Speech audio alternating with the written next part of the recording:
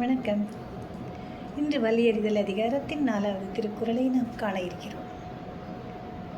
நம்மளோட வலிமை நமக்கு தெரியணும் இல்லையா? அதே போல் பலகீனமும் தெரிய வேண்டும். ரெண்டும் தெரிஞ்சிருந்தால் தான் நம்ம சமுதாயத்தில் பிழைக்க முடியும். அதான் உண்மையும் கூட. இப்போது இந்த திருக்குறளை முதல்ல இந்த பாடலை நாம் பார்த்து விடலாம். அமைந்தாங்கு ஒழுகான் அமைந்தாங்கு ஒழுகான் அளவு அறியான். அமைந்தாங்கு ஒழுகான் அளவு அறியான். தன்னை வியந்தான் விரைந்து கெடும். தன்னை வியந்தான் விரைந்து கெடும். அமைந்தாங்கு ஒழுகான் அளவறியான். தன்னை வியந்தான் விரைந்து கெடும். அற்புதமான வரிகள். அமைந்தாங்கு ஒழுகான், மற்ற மக்களோடு ஒரு நாளும் ஒத்துப்போக மாட்டான். தன்னிச்சையாக திரிவான். அளவு அறியான், தன்னுடைய வலிமை என்ன என்பதை ஒரு நாளும் தெரிந்து கொள்ளவே மாட்டான். தன்னை வியந்தான், நான் பெரிய ஆளுன தன்னைத்தானே புகழ்ந்து கொள்ளுது. அந்த மாதிரி புகழ்ந்து இருப்பவன்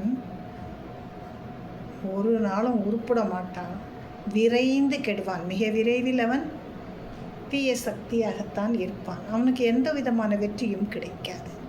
நம்மளில் பல பேர் இருக்கோம் இல்லையா?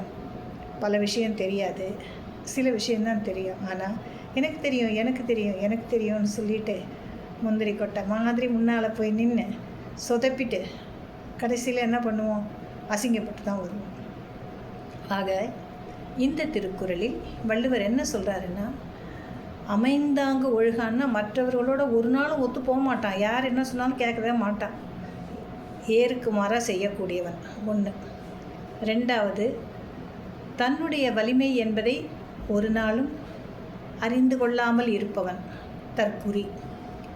மூன்றாவது, தன்னை வியந்தான்.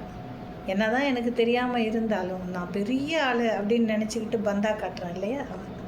இந்த 3 செயல்களையும் அப்படியே ஒருங்கிணைத்து ஒரு உருவமாக இருந்தால் அவன் விரைந்து கெடுவான்.